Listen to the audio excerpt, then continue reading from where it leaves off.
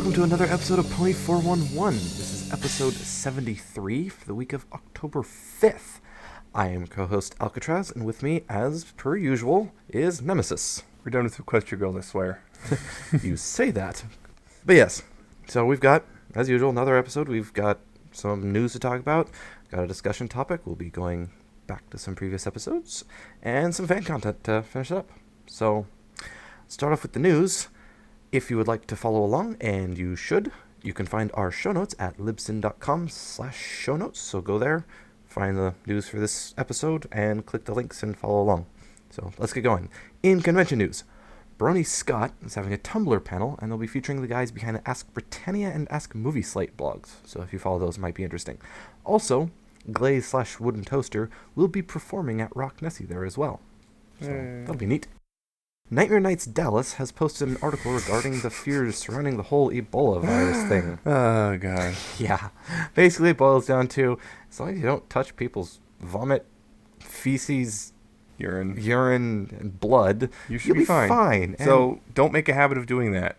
Yeah. You'll be fine. You'll be fine. It's one of those. Not something we're going to have to worry about. Thanks media, for blowing this up beyond rational. Exactly. Media is just doing what media does. Not a worry. Don't worry about it. So, yeah. That's conventions. Not very much. Merchandise, on the other hand. Let's get to that. Hot Topic now has the Princess Luna and Celestia vinyl LPs available online, so you don't have to go get them in store. Remember, they're kind of expensive, and there's only a slight difference between the two besides the artwork. Yeah, besides the artwork, each song has two bonus tracks that are unique to it. Pony Pez dispensers will be on their way. So yeah, those are looking like a 2015 release so far. Candy. Yep. From the head. Yep. Head candy. Twilight and Celestia fashion-style Cutie Mark Magic brushables, that's a mouthful, have shown up on Taobao. So probably seeing those in stores hopefully soon-ish. We'll see. We'll see official announcements soon anyway. More snow globe pony-like things, like we talked about earlier. The princesses before. Water cuties are showing up. So yeah, there's Rarity Pinky and Diamond Mint versions. Yes, they're smaller. Smaller and actually shaped like the ponies, not just the princesses. So yeah, other ponies besides the princesses. But yeah, brushables, just like the print, still brushable and all that stuff. And clear with little things in it, so you shake it up. Oh, look, there's a flurry of glittery things. Yeah, and apparently these are also part of the Cutie Mark Magic line as well. Yes. So, interesting crossing of lines. They're crossing the streams. they're playing a dangerous game. Yep. Images of new styling-size brushables of Cadence and Celestia have appeared, and those are 8-inch. Yeah, these are basically the deluxe brushables. They're the big ones. Build-A-Bear is currently, at least at the time of recording, running a 25% off sale on pony plushies. Most of them, anyway. Most of them. There's a couple of selections, and we're not entirely certain how long it's going to go. It may or may not be over by the time this airs. Yeah. We'll see. And just know, let's see, apparently the two CMCs of core are not on sale, and neither any of the accessories when you buy them by themselves. So yeah. So there you go. See if it's still running. If you're interested, go pick them up. Acid Free is running another set of pony prints for New York Comic Con. Yeah. So I think they've done it before.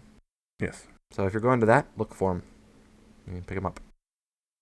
The Famosa plushie line is showing up on the Spanish Toys R Us site. So you can get them there if you're in Spain. In the area. Or I guess somewhat close to Spain. I'm not sure where they delivered to. I don't know. Yeah, I don't know. But yeah, they're up on the Spanish Toys R Us site. So I guess rest of Europe some point, maybe? I don't know. Hasbro will be attending the Brand Licensing Europe Expo this year. Again, they did it last year. So it should be taking place about the time we air, sometime on Tuesday. So Tuesday to Thursday. Yep. 7th through 9th. So it'll be interesting. They will be showcasing upcoming plans for a bunch of their licenses, including My Little Pony. Right. So let's see if they drop any spoilers. Yeah, or someone else drops spoilers again. Because remember, it was the official Twitter for the convention dropped the Alicorn Twilight. Yeah, so we'll see if they drop any more fandom rage-inducing. All because of spoilers. Furbies. Yep. Furbies are evil. And last little bit of merchandise news. The G1 series complete DVD set is available on Amazon. Yes. So if you want to go back and see the origins of this whole thing, Origins. There you go. My Little Pony Origins. Origins. Another not so good movie, maybe. Oh god. Moving on to comics. Larry's Comics has announced a Phantom variant of their upcoming issue number 25. This is one that's based off of a Showcase number 4 Flash comic. Flash, Yeah. The Flash. The Flash. The superhero. Yes. And it's Dash. Yep, and it's Dash. I'm very interested, but we'll see how hard that'll be for me to pick up. But yes, it's out. It looks good. So Won't be difficult so much as price. yeah, that's what I mean by difficult, if I can fund that. A preview for issue number 24 is available, so if you don't mind spoilers, there A you go. day early. A day early. Yes. Yeah. Good coming out this week. Well, it depends on when they're getting it. Some of us, Yeah. have to wait to the end of the week to get it. Or next week. Anyway. Ted Anderson, writer for some of the MLP comics, may possibly have been let go from IDW based on the inclusion of an OC from a controversial Tumblr figure. Yeah, this is a fun story. I really Yeah. don't like, but kind of have to report on it anyway. Yeah, it's making its rounds, so we'd be remiss not to at least mention it. Yeah. It's still up in air whether or not he has been, I think. There's been no official confirmation straight from IDW. So far, we've mostly just gotten screenshots. Yeah, screenshots of emails. Which are easy to fake. So, but that's what it's looking like.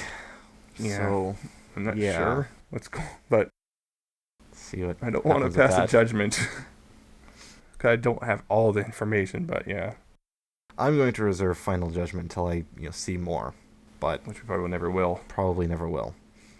So, yeah, that's a thing. You make your own opinions on that one. Moving along, Rainbow Rocks and Equestria Girls soundtracks hit 12th and 15th spots respectively on the Billboard Kids charts. Hooray! So hooray, Daniel Ingram on that. Rainbow Rocks number one. I know why. Because it's not only on iTunes. Yeah, about that. Google Play when? Yes, please. Or yes, Amazon. Please. I don't care. Or Amazon. Anything other than iTunes. Shout Factory has revealed some of the extras that will be on the Rainbow Rocks Blu-ray and DVD, including the 8 prequel shorts. Yay! Sing-alongs. Okay. You know you like those. And an audio commentary. Yeah. Yeah. And there's also a list of the cast for the commentary too. Yes. It's like 5 people. So click the links if you want to read them. Some of them should be familiar. Yep. An excerpt from one of the 3 Daring Do books that are coming out soon is available for reading if you don't mind spoilers once again. Daring Do and the Marked Thief of Maripor. Yep. So one of the 3 in the box treasure set, which, last piece of news, should be out by the time we actually air. Yes, it will be out by the time. We won't have it yet because we had to order it, but next week, though... Next week we should have it, and we might have to do a little review on them. So we'll see what happens. Yeah, lots of air quotes going on that one. The little part. So, yeah, we have a discussion topic now that our news is done. So we decided to go back and, like we've done a couple of times already, go back and watch an old episode. Yes. So, this time was my turn, and I picked Mysterious Mare Do Well as an episode that wasn't exactly my favorite. We picked Cutie Pox. He picked Cutie Pox last time, so now it's my turn. So, a quick recap of what happened, really, really quick. Basically, Dash does something, everyone praises her, she starts doing more things to get more praise, and then Mare Do Well shows up and starts taking her praise from her. She gets mad, tries to compete. Turns out Mare Do Well is actually multiple ponies, and turns out it's her friends. And they tell her she needs to stop bragging. Then she says okay, and that's the end. Yeah, this was an episode. That's what I'm going to say right now. It was an episode. Yeah, so... In our introduction to Meriwether Williams, which tarnished her reputation among the fandom, even though she turned in some great episodes later. Yeah, I'm not going to hold this one against her because she has done some amazing episodes later. This just was not one of her greatest. Now, probably some of the reasons I don't like it, and maybe there's a couple of points that I can pull out that are good, but I think my reasons for not liking it might not exactly line up with Nemesis here. Yeah, we're going to have different reasons for not liking it. This was a very Dash-centric episode, so I immediately wanted to like it. Mm-hmm. At the time, I was still pretty down on Dash a lot more than I... It's like, if you already know how much I don't like Dash now, it was worse back in season 2. This isn't going to help it. However, the reasons I don't like it, really, I don't think they handled it very well. Just just the overall moral, I don't think was handled well at all. I think it was just bad just because Dash was being insufferable douchebag most of the episode. That's what I was expecting you to say, actually. I want to say that, yeah, she was fairly insufferable most of the time, but it fits. It fits what's trying to be said. Yeah. That's what I'm going to put it. Yeah, she was. But one particular point I want to show, she didn't start out that way. Even in this episode, she didn't actually start out insufferable. Her first reaction, what was her first reaction? When she started getting praise, right when she pulled the filly out of the well, what did she do? And then left. Yeah. And then the second time, what happened? How did she go about what happened? How did she... A little bit of showboating and then leaving. A little bit. The very first one, she did it, no... She wasn't looking for anything. It always starts small, though. Oh, I know. I'm getting there. She started small. She didn't do any sort of showboating the first time, and she just left with humility, actually. The second time... Well, she did. The first time, she blushed, kind of shied away, and flew away. Well, that's humility. She didn't suck it up at all. The second one, she again did it without any expectation. And this was the baby carriage. Why the hell is there random baby carriages falling off of cliffs anyway? But she did it without any expectation. She started to blush too, and then she started to showboat. But even then, yeah, she's the, oh, there's something wrong with the baby. Yeah, that's when she first started. But even then, it didn't really hit until the next one. And that was a really stupid thing to say, too. Yes, it was.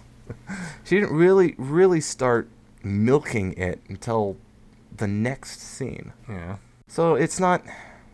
It still is pretty bad for her character. Oh, looks bad for her, period. Oh, it does, yes. I'm not going to deny that. But something about Dash. It fits. At least when I see it, it fits. She's not... if you think about it, she's looking for that. Yeah. And when it's... Look at anyone else who also gets tons of fame. What do? Well, it depends on the person. Oh, yes, of course, it depends on the person. But most people with that kind of personality type would do pretty much the same thing. You see it all over the place. So it's not unheard of. It's not out of character. It fits.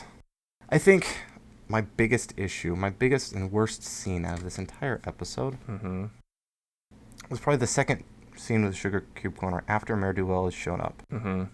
And the main six are all there, and they're all talking about Mare Do Well. Yes. The way they played that off, that was probably the worst way to handle it. They didn't ever really go up to Dash and tell her to stop. They never ever did. Their first reaction to her showboating, her boasting about this, is to pull the rug out from under her. That is the absolute worst way to handle it. And I think that's one of the problems that it has with its moral. They just... And that whole scene, they're, passive-aggressively making things worse. They're talking about all the good... Well, which is actually kind of selfish on their own. Twilight's talking about, oh, must have been studying a lot for that. And, how to use a magic, and really strong to stop that one carriage. And it's like, that's really, really freaking mean.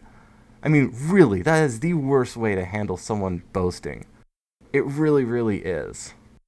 And then after that, the entire ending scene, once she figures out, all of a sudden, everything's happy, everything's fine. Yeah. Oh, just no. Just no. So that basically sums up, the Dash being overly Dash is cringeworthy a lot of the time, but really I think the worst part is just I don't think they handled the moral very well, and the ending was just thrown together, I think. So that's me. I could probably go a lot more into this. I'm trying not to try and pull headcanon into here. Oh, yeah, but you need to not do that. I'm not doing that here. I could tie it in there and why it fits really well for mine, but I'm not going to. So yeah, that's what I'm thinking on this one. Right. As I said earlier, my biggest problem with the episode is just basically with Dash Bull. It's Dash turned up to 11 is the problem, and I already did not like her before this, and this episode made her 1,000 times worse. And that was the biggest thing. Her ego is already massive. We've seen that in season 1 and some episodes prior to this in season 2. And the thing was, her ego got astronomically large in this. And it was just so horrible to watch the entire time. And the thing is, you said you don't like that scene with the where they're in the second scene, the sugar cube corner, where they're both singing about Mare Do Well. I see that as them showing her how annoying it is, the bragging is. Even though she doesn't know that they are Mare Do Well, it's showing her just how annoying it is just hearing about that all the time, because they know already she is not exactly happy with Mare Do Well. And I don't... For selfish reasons, too. I didn't quite catch that. Well, that's because you have a different perspective than I do. The way I was seeing it just came across kind of passive-aggressive. Well, even if it is really passive-aggressive. Honestly, though, I honestly think passive aggression sometimes is a little necessary. But not as a first line of... It should never be your first option. They never actually went up and talked to her. They should have at least done that, is what I think they should have done. I've seen in the past episodes that Dash isn't exactly open to criticism in the first place. No, she's not open to it in the first place, so they kind of realize right off the bat. But you should never resort to passive aggression like that. I'm just saying, I think they realized right off the bat that trying to talk to her ain't going to work, so why don't you just skip over that step and go to the crazy plan. I think that was the worst thing you could have done. Yes, it probably was a little overboard, but I still think it wasn't as bad as you like to think it is. Yeah, I still think it's not... I do think it was weird, though, that how quickly it was solved. It's like, oh, okay. Yeah. That was a little weird, but I guess also some of the weird setups in this episode in general, just like, oh, why is there a footpath that goes straight to the edge of a cliff? That makes kind of no sense in general, but they're simply for the script. I think for this episode, what saves this episode for me from being the absolute worst of season 2, or at the time in general, was the fact that it has some redeeming qualities here and there that kind of put it above the cutie pox, which was just some of the interesting little things here and there, but some of the dialogue and faces were funny, and... This was back in the season where you get some weird faces, too. Yeah, this was that weird era in season 2 where we just had these really odd-looking faces for a bit. I don't know what the heck happened, but some reason a lot of the faces just looked really weird compared to previous versions of the faces. I think this is when they were kind of starting to experiment with new facial expressions. They weren't quite nailing it yet. Or some animations, like transitioning angles. Yeah, they're still experimenting. They weren't totally there yet.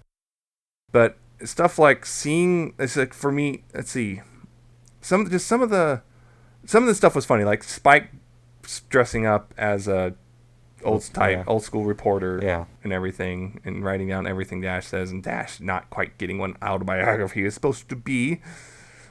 It's like, it just dropped the auto part and it's fine. But it's a ghostwriter, so it's still an autobiography because of ghostwriter. Yeah.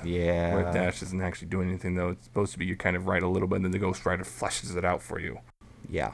And that's not really what... Anyway, probably because Dash wants to take credit for everything. But anyway, you know it's true. Dash wants to take credit. Like I said... Didn't really do anything with the book. Well, no. Just saying she still wants credit, though, even though she didn't really write it. Well, yeah. Because her ego. At that point, yes. And also the Rainbow Dash fan club at the beginning was kind of... That was I will say that one was a little bit weird. It makes sense for Scootaloo to be there and saying all those stuff, but everyone else, why? What the heck? Well, then again, Sniffs and Snails they seem to be kind of who will latch onto Idol of the week. They'll next week they're like, who? Oh yeah, Dash. Yeah, she's alright. Yeah, but it doesn't make sense for even have Scootaloo at the very end switch. Yeah, I don't think she totally switched because she still went off and found Dash. Went out and found her, but she's just there's someone else that's cool. Yeah. It's okay to think someone else is cool. I don't know. Yeah, and of course the whole episode is a big, huge homage to Batman and Darkwing Duck. It's obvious. Even the music is like, oh look, that's like Batman the animated series, and they even had the posters, which are the old Batman thing. Yep. And Darkwing, the big purple wide-brimmed hat. Yeah, it's very much reference to Darkwing Duck, which was awesome, by the way. Which is a cool thing. Yeah. To do, but I don't know. For me, it's just the whole thing about just the Dash-centricness of the episode was just really, for me, and this was right after May the Best Pet win, which was yet another Dash episode, which her ego kind of got the best of her again. or earlier. So it's like 2 episodes in a row where basically Dash has a huge ego. And it's like, okay, I already know that. We all know that. There were some tidbits in here, I mean, that really don't have much to do with overall story, but if anyone starts building headcanons, there are little pieces in there that you can't help but ignore. Yeah. You can't ignore.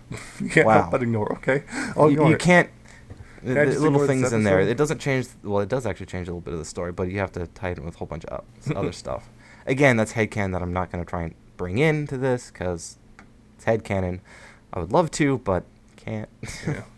I don't know why I can't, but I can't. The one thing I did like was Applejack's names for her legs. That was probably one of the funniest things in the episode, was just Bucky McGillicuddy and Kix McGee. Kix McGee. Yeah. But, yeah. It's just... Yeah. Well, and this one of the things this episode should show was, for me, just... hey, look, I'm going to take a Dash episode and kind of make it about Twilight for a second. Oh, God. Of course you're going to do that. Yeah, of course. But it just kind of showed for me this confusion later on with Magic Jewel in Season 3, which, here's Twilight rebuilding a dam, basically. Rebuilding a dam that's flooding, and... She's actively pushing the water back and putting the pieces back and resealing the concrete all back to single form. Magic. And then later on, she's struggling to lift a cart full of fruit. In Season 3, it's like this is one of those. Hey, we don't exactly know how to do the magic thing quite yet. Yeah, but that's minor. And that's a minor thing, but it was still cool to see. Actually, cool to see. I mean, It definitely suffered from the classic pacing problems that we saw, especially at the end. Yeah, there's some serious pacing problems there. Weirdly long things and weirdly short things. Yeah. And that was the bit with the babies. Yeah, like I said earlier, it was stupid to say there's something wrong with the baby right after stopping. It's like, oh God, is the baby dead? Yeah. Something's wrong with the baby. But yeah, and also throwing the baby at the mom. It's like, that was That was the beginnings of the whole starting to really milk it. Yeah, and then later on, desperately trying to hold on to him, and it started to go away with the trying to open the peanut butter and all this stuff. And yeah, it's really tough for me to talk about that without bringing headcanon into it. That was Dash's ego starting to... I see a whole series of events and a whole series of things going on that is part of headcanon that this really, really ties into. I really, really want to discuss that because it all really fits. Might as well at this point. Yeah, basically, the way I'm seeing it, I think I've discussed it before, but the way I see Dash is that she isn't actually super, she's not a narcissist. She actually suffered, from what I'm seeing, is she actually has a self-esteem problem. She has low self-esteem, but it's instead of the way Fluttershy handles it, where Fluttershy wallows in it and it's fully visible, she fights against it. So, when you have something like this that happens, all of a sudden you get, praise and fame. That's exactly what you've been, dealing with the whole time. The internal voice saying, "Oh, you're not good enough," kind of a deal. You fight against that. You're constantly trying to prove, "Oh, I am good enough. I am good enough. I am." So all of a sudden you get tons of praise. Boom, you're gonna latch onto that almost instantly, because that's exactly what you've been looking for, and that's what we saw. Is she started latching onto that and started soaking it all in, because that's what she's been looking for, because she doesn't have her own self-worth to follow. So then all of a sudden you have someone come in and pull the rug out in front of you. Oh, out from under you. Wow. And you're going to try and keep a hold of that as much as you can because you don't want to go back to having no worth. So you start getting that crap, I've got to fight, no, don't take this away from me. I'm going to fight you. I have to have this. And then, it starts leaving. She starts being ignored. That voice of, oh, you're not good enough, comes back full force, maybe even stronger, because now you're used to having it, having all that fame. So you're trying to find anything you possibly can just to get a little bit of that self-worth back. So that would explain pretty much the entire half of her, desperately searching for more, and why she's going after Mare Do Well so much. Mm. It explains all of that. If you base my headcanon assumption that you start off with this lack of self-worth. I would disagree with your headcanon, actually, but... Well, I want to hear that's why it's headcanon. Because the thing is, I think she is a narcissist. But narcissists, wouldn't have shied away. They're already, it is everything they truly, is about themselves. Well, I still think she does not have a bad sense of self-worth. I think she actually has a pretty good sense of self-worth. The thing is, I would say she is arrogant, as I've said a million times in the past. She is arrogant. I'm not denying that she isn't arrogant. She does that, yes. She does think she is the best at every. But the thing is, for her, it's the thing. She thinks that she is the best. She is the best, and things constantly affirm that she's the best at stuff. She's the fastest. She's the she's the most daring. She's all this stuff. And when reality starts to counter that, that's when she breaks down, because she's having a hard time accepting that maybe she is not the best anymore at this thing or whatever. That's when things start to break down for her, is when reality starts to counter her assumptions about herself, i.e., okay, she's the best, but now, okay, so she's really good. She's a hero, and then now she's being told now someone's better at being a hero, and that kind of messes with her to the point where she's desperately trying to prove reality wrong in general, that no, I am a hero, and I am the best at being a hero.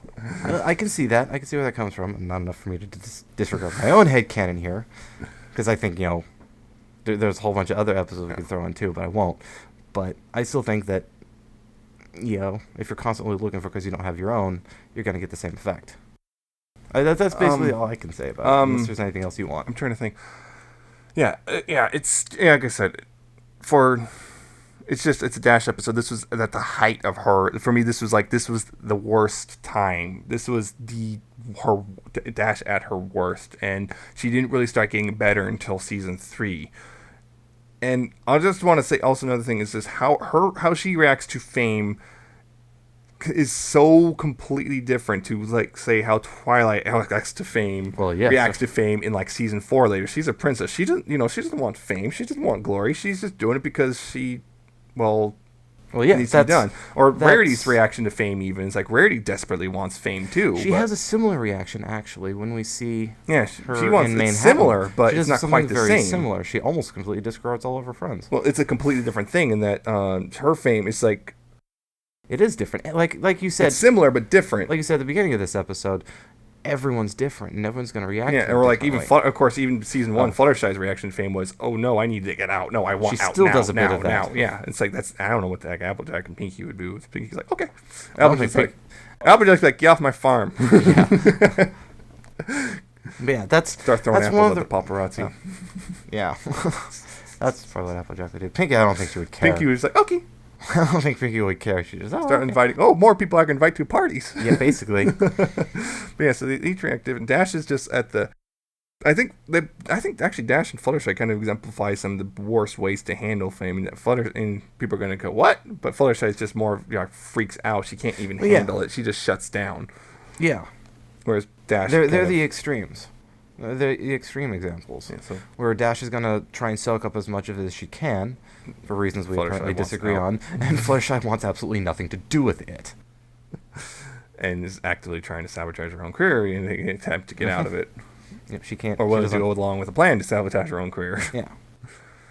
And Twilight's just embarrassed. I don't know what to do. Twilight's just more I don't know what to do. Twilight doesn't really deal with that. I mean, I think everyone knows. Kind of I'll accept it, but I don't know.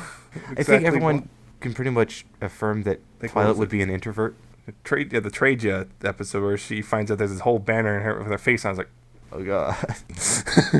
And just awkwardly, I'll sign autographs. Yeah, sure, why not? Yeah, I think everyone would say that Twilight's an introvert. She's the middle. Right? She's the medium. She's she'll accept it's a thing, but she's not going to revel in it. She's not one that looks for big crowds. Yeah, she's not reveling in it, but she'll accept. Yeah, okay, I'm famous. People are going to want autographs and stuff. I'll just do it. Mm-hmm.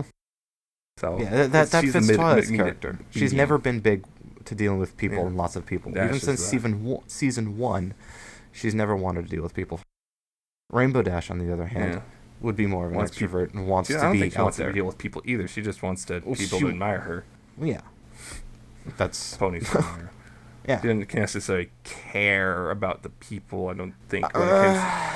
When it comes to the autograph, the autograph line, she doesn't necessarily care that, about them individually, or even, as we saw, kind of, I kind of sort of vaguely cares in that, someone's in danger, but not necessarily that, at that it's point, more about, this is going to make me look better for everyone. Yes. And this is I already mentioned my headcanon. I got more time. Don't worry, I have time to do this more. Another autograph. That's kind of I've seen that a lot too. Yeah, that is the peak of it. Yeah. That's at the worst along, point. and I also noticed at that point, like, Dash would have missed even if Mare Do Well wasn't there. Well, I can't really say that because everything's off. I don't know, but it just seems like Dash missed. Looked like she was 6 stories tall on the mountain in the background. I'm just saying, it looked like Dash was gonna hit the balloon because the balloon was deflated and falling, and Dash hits the balloon, and Mare Do Well hit the basket, where the pony was, and got the pony out, but Dash missed completely and hit the balloon. So it's like, even if Mare Do Well wasn't there, well, that would have been fun. Hey, guess what? You're not infallible. You got someone killed, or someone died, and you didn't do anything to help. Yeah, no. Yeah, that wouldn't have ever That would have been dark. That would never have happened. My little pony just got dark. I don't know. Maybe she was distracted by Mare Do Well. I don't know. There's a whole bunch of reasons. Maybe they just want it so she could be, stuck in the balloon on the ground. It was in the script. That's why. Yeah, which is why people don't like Mary Williams. I think she did great, except for this one episode. This is just one she did Wonderful episode. Academy, which is where hey, Dash ain't so bad anymore. Yeah, so she's done a bunch of good ones. So it's not her. It's just everyone has her one bad. Hers was the first she just one. had unfortunately First had her impression first. was so now everyone says, oh, she's the one who she's the bad writer, and it's like, look at her, look at what she's written, and then say she's a bad writer. Of course, I know people do hate Wonderbolt Academy, but whatever. I loved that episode. Whatever, that was a great doesn't episode. matter. Don't tell me people hate it. People hate it. Well, people hate everything. Okay, we'll just go with that. Every episode someone hates it. I saw someone called the season 4 finale a cliched trite. That's basically all I can say about this episode. Yeah. With my whole Dash thing, I would actually recommend. There was a video by FOB Equestria not too long ago called "The Misconceptions of Rainbow Dash." I would recommend giving it a listen because it pretty much says exactly what I was thinking, but with better words than I could. So I'm going to give them a quick plug and go listen to that. But other than that, I don't think I have anything else I can say about this episode. Do you? It's one of the worst episodes of season 2. It was one of the low points, yes. It was actually one of the worst episodes. Apparently of the for different series. reasons. It's still one of the worst episodes of the series, but it's not the worst. It's not the worst. Even the second worst anymore. Bleh. This had a lot of good points. This had just enough pull good out points of to it bring besides it its problems. Bring it up, not by much though. Yeah, just a little bit. So, unless you have anything else, I think we can move on to fan content. That still sucks. Here's my I'm other just thing. gonna smack you. So, fan content, I believe. Mm-hmm. So, I got a couple songs. The first of which is a remix of Phony Brony's "I'll Show You My Loyalty" by Soundspark.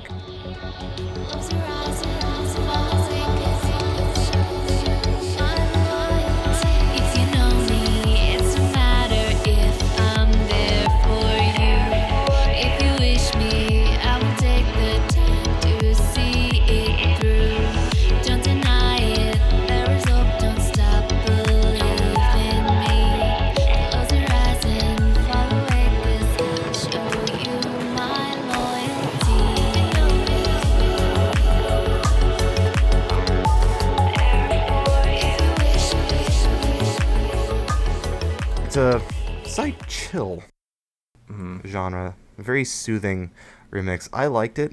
About halfway through, there's some really cool vocal effects I think really fit in with it. It's just nice, and it's just a good song to listen to. Okay, Soundspark again, huh? Anyway, yeah, it was okay. My biggest problem with it was. Other than the Dash logo? Well, yeah, that was a big problem. But I think my biggest problem with it was the vocals. Sometimes the vocal effects got a little overbearing to the point where it's like it was actually distracting to the song overall. There was a point particularly, I think about 2/3, 3/4 of the way through the song where the vocal effects got ridiculous. Really, I actually kind of like those vocal effects. I think it's just too much. It's like vocal effects are fine for some of it, but then every once in a while, it'll just kind of get ridiculously overbearing to the point where it's actually actively distracting from the rest of the song. Huh. All right. So I actually kind of like my that, but all right. thought there. And the second song I have is Shining Star by Woodlore. Flowers still remind me of the song you used to sing when we were out there working hours all alone. What I wouldn't give to have you back for just a day. I missed the way you'd smile when I was scared. All I wanna say shining star that you both were to me. This one's definitely different than the first. It's a soft acoustic vocal. It's a song sung by AJ to her parents. Yes. Who, yes, are well, yeah, it's because male vocalist, but you can get over that part. But yeah, it's sung to her parents, who, yes, are dead, talking about what's been going on. It's not a happy song, but I think it was very, very well done. Yeah, it's acoustic. It's it's a bit of a downer song. Bit of a downer song. It's like, but it's actually pretty good. I was surprised with the vocals. I was kind of worried about what they were gonna sound like, because we've had those stop, you're hitting the top of your range or something. No, I didn't really get that with this one. So yeah, the vocals are pretty well done. They're fit with acoustic really well. Actually. He's got a raspy raspy voice, but it works for the song. He's got that bit of that raspy country rock voice. So the song was actually pretty good, and yeah, I would say I like this song. Not my favorite, but I like this song. It's a good song. So, that's the music I have, and the last little bit, we've got a couple fan fictions, so yeah. I'll pass that back to you. Yeah, I got fanfics. Yes, again, I got 2 of them.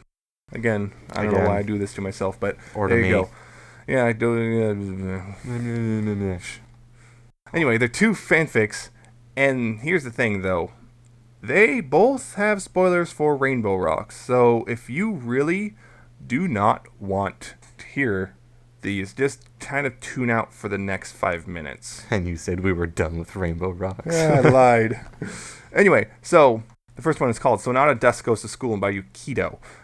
This one takes place post Rainbow Rocks. It's basically Sonata's just kind of she wants to go to school just because she doesn't know what else to do. It's kind of fun, I guess. And her cohorts aren't going to, because they don't care and they just go away, do whatever, because they lost. And it's the main 6, I guess, the human main 6. There we go, distinction. Discover her kind of sitting in the hallway looking at something. Of course, immediately, what are you up to? And no, I'm just here to go to school. So Sunset, seeing this as kind of a bit of an opportunity to kind of do the whole friendship thing, starts trying to slowly get Sonata to become Sonata's friend and stuff, but to mixed results, because Sonata's not exactly evil, but she's not exactly willing to be good. Yeah. And I don't want to spoil what actually happens in detail, but yeah, it's actually kind of a fun little, it's silly, it's fun. There's one scene which it kind of feels a little unnecessary, but otherwise it's also got a few errors here and there, but nothing too severe. Overall, I enjoyed it. This was I think this kind of gets here just on the merit of, this was one of the first I saw of the, hey, what happens after Rainbow Rocks? What did you think? I thought it was okay. It wasn't the greatest, I thought. It was kind of, I felt some of the transitions between scenes were a little iffy. Overall, it was all right. It was readable. Probably wouldn't have gone out and looked for it for myself, but it was all right. I don't actively look for these things. I just go down a list and see. Does this catch my eye? I know, but if you hadn't pointed it to me, I probably wouldn't have read it even if I saw it. Yeah. Basically, this kind of gets in just on merit of, this was the first one I think I saw that was, hey, it's the Dazzlings again. Anyway, that was that. And I have another one, and that one's called As the Sun Rises by Isabella Amore Cyrenex. Cyrenex. Yeah, all one word, long word. Anyway, this one takes place during Rainbow Rocks, and it is kind of an extension of the Twilight Sunset bonding scene that we got in the movie. Or an addition to. Yeah, it's an extension, addition. Basically just kind of takes that and fleshes it out even further. And it's basically just Sunset and Twilight kind of talking a little bit more, except this time the conversation kind of goes a little more towards Celestia. But yeah, it's just the two of them talking, I guess, bonding some more. And that just caught my eye because, hey, surprise, Sunset and Twilight bonding. I like that a lot. Yes. I think it was a really great scene, and this kind of helps build off that a little bit more. And yeah, so there is 1 or 2 grammar or spelling errors. one really noticeable one right off the bat. It's unfortunate, but yeah. I really enjoyed this one a lot. How about you? I will say this is definitely the better of the two. This is, for not much actually happening in the story, this actually does a lot more. It's very dialogue heavy. It's all dialogue, but I think it does a lot it does a lot with less going on. Mm-hmm. It ties into a lot of things that I like to read in a story, where it builds just background and character kind of a deal without activity going on. So this is definitely one that I enjoyed. Yeah, it's not like exciting, but it's not, but it's just basically a conversation between two characters. It's almost like 90% dialogue practically. but it's very deep. Yeah, It's a very we deep see dialogue. it's this idea of like where the two have come from and how similar they are, yet how different their experiences eventually became. Yeah. So it's really nice, and it really builds off, and it fits actually really well with what we got in the movie. It does, and You could have literally put this in the movie and it would have. yeah, this is something that I would have liked to actually see in the movie. So it's definitely a good read. Yeah. It's nice and short, so we don't have to spend like a weekend doing it. Soon though. Non-short. Anyway, so that's that. Hey, look, came under the wire So- for the 5-minute limit. How about that? Yeah. So that's our episode. That's all we've got for today. Yeah. Hope you liked Relatively what you short heard. episode, I believe. A little bit shorter than normal. Not That's fine. horrible shorter. Yeah, it's fine. It's Rather fine. than It's us fine. It's fine. trying to cram a whole thing. Oh wait, no, God, we're coming out down to the wire. No. Yeah, we don't actually have to push things anymore. Well, at least for this episode. So yeah, hope you liked what you heard. I hope you'll keep listening to our other episodes. Maybe go back and listen to some that you missed. If you want to do that, you can. Well, you can find us. We are at pony411.libsyn.com. You go there. Everything's there. You can also search for us on iTunes, Pony411. You can have it auto-subscribe there and all that sort of good stuff. We're also now on Stitcher.com. If you use that service, you can search for us through that. You can do whatever. Or through the apps on Or through the app. iOS and Android. So. Yep, so you can find us there now. If you don't want to download anything, you can find us on YouTube. We're youtube.com/pony411. And we also air on Ponyville FM every Tuesday at 6 p.m. Pacific, 9 p.m. Eastern. So tune in, listen to us there. If you would like to contact us, you can email us at pony411podcast@gmail.com. You can also find us on Twitter. That's at pony411. You can also find us on Facebook. Facebook.com/pony411. Go like us there or whatnot. We post things sometimes. Usually. So yeah. You can also get a hold of us individually. I am at Alca7raz_ with a 7 instead of a T, and he's at Nemesis Prime 1. So go follow us, tweet us, whatever. So say hi. So yeah, that's the end of our episode. Again, we hope you stick around maybe next week. Yes. Listen to us again. We're going on an adventure. On an adventure, hopefully. Yes. Till next time, please, pony responsibly. Good night.